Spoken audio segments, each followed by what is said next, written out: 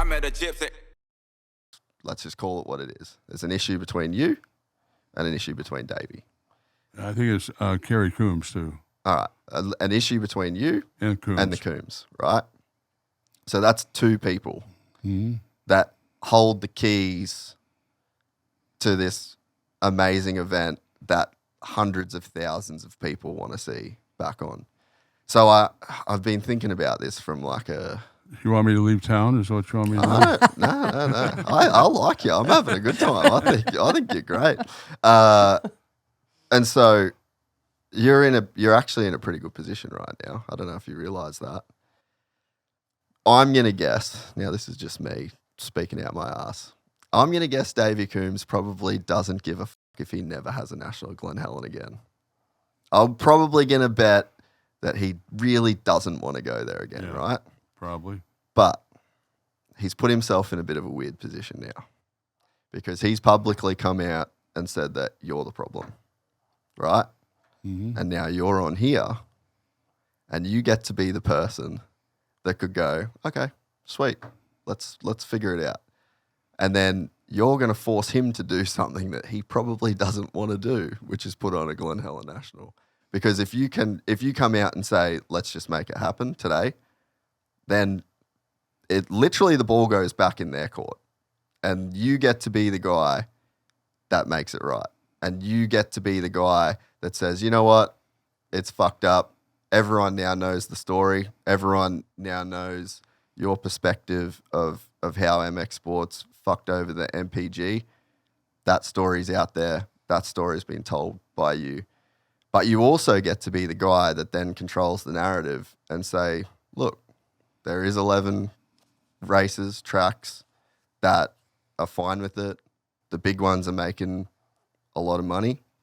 You guys are one of the big ones. Glen Helen National in 25, 26 would be one of the biggest ever. You just get to be the guy that just says, you know what, I was wronged. I'm going to take the high road. Let's make it happen. You're not going to feel good about it probably. But I just think that there's like a element of like legacy, you know? And it's like you did this thing for the fans and you did this thing for the sport of motocross and you did this thing for the people. And it's like the people, we're the ones that are getting hurt now. You know what I mean? It's the people that lose. Like you don't lose, bro. You're fucking...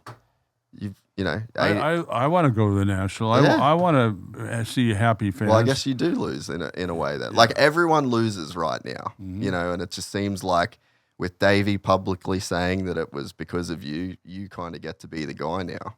Like you're in a pretty good position. You kind of get to be the hero of the story that makes it happen again, you know, and we all can win.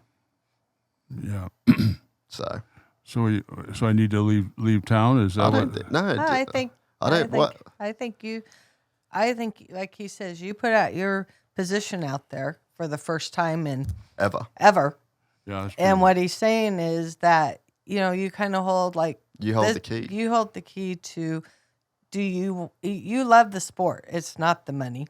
11, like you said, 11 promoters make the money. Glen Helen is fine. We're surviving, but your passion for the people and the sport and the riders and the industry and the Troy Lees and the Mitch Paytons and the Roger DeCosters all want the national at Glen Helen.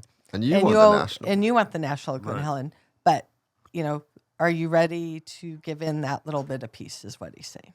I think I've given in so much over the years that it's kind of like the straw that broke the camel's back was the tickets when they wanted 3,500 tickets and then to put on the event, and then they were selling them. I found out they were selling them, and they're selling them right in front of my face. So there's a point where, you know, you just, how much do I, how much do I bend over? But you did say that if they were willing to give that $200,000 back to the riders. Yeah, well, that would be this, you know, again. If we give $200,000, the $100,000 that additional that I was going to give to the Coombs, you know, to put on the event, if I could give that to the riders, instead of having a $100,000 purse, we'd have a $200,000 purse at Glen Helen. The only problem with that is then the Coombs have to pay that money. No, I pay the money. He pays the money. He's not saying anything about the rights fee. I'm not talking about the rights fee. I pay the purse money. Yeah. But so you want to give an extra $100,000 Correct. to the To riders? yes. So you would make Glen Helen a $200,000 event. Right, but I'm not going to give the tickets, the extra $100,000 for the tickets that they're going to sell. I don't think they'd have a problem with that. I wouldn't think so. But they did. That's what our deal stopped right there. Yeah. They went down to 3,500 was too many, and we went from 1,000 to 1,250, and they went down to 2,500, and now to 1,250. But there's 1,000 tickets. I think the tickets are probably the least of everyone's worries at this point. And I that's think the for- thing that really needs to happen is I think you just need to say like I'm all right, let's do it. Let's whatever it takes, let's figure it out. Can I read you something that? Oh yeah, for sure. So since we're at the end of it, in 2018, when we were doing this, at the very end of this conversation with the Coombs, they were supposed to meet January 2019 in Anaheim. It was Davy Coombs, Buddy Feldkamp, John Anderson. We're all going to go down to WUSA, and they were going to work out the final issues of these tickets. Now, explain that to him again so he should have heard that. Okay, so we were at the last straw, and so I think between John Anderson and myself, we said let's try one more time. Let's not lose it again. Pretty much mine was because of Tom White. Let's keep this going. So we go down there, and I know Bud was leaving the office, and I said, you know what? You got to 1,250. Meet him halfway. Let's say 1,500. That was all there was. So they were getting ready to go. I could not go because of another commitment at Glen Helen.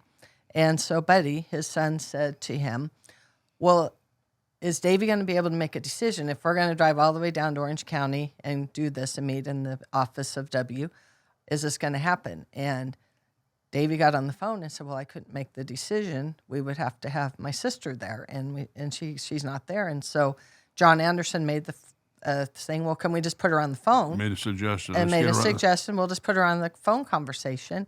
And she denied to do the phone conversation. And that's where it ended. And that was our last conversation. So back to what he's saying in his conversation is he's willing to give the tickets or whatever, or not give them any more tickets, but give it back to the riders and make it that. And that would not have anything to do with their rights fee, none of the contract fee. It's just give it back to the riders and call the tickets 1,000 tickets to them that they sell. And that's been the whole point from 2009 all the way to 2018. It's a straw that breaks the camel's back. That's a straw that breaks the camel's back. So that's where we're putting it, and that's what he said. He's willing to give $100,000 to the pro person. They keep their 1,000 tickets to give to whatever they want at the front gate.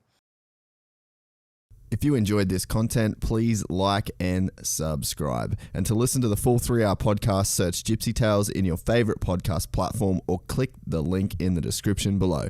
Gypsy Gang.